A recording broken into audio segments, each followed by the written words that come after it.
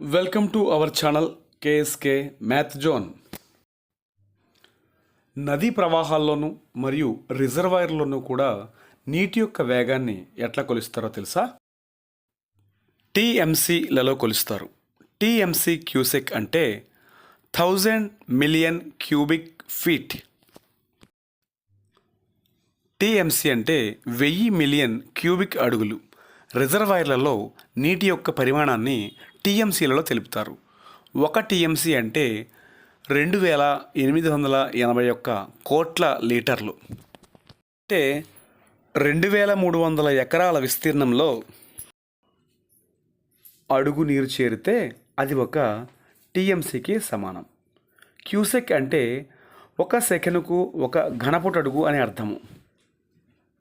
దీని విలువ సెకనుకు 28 లీటర్లు. టీఎంసీ అనేది నీటి యొక్క ప్రవాహ వేగాన్ని కొలిచే ప్రమాణము.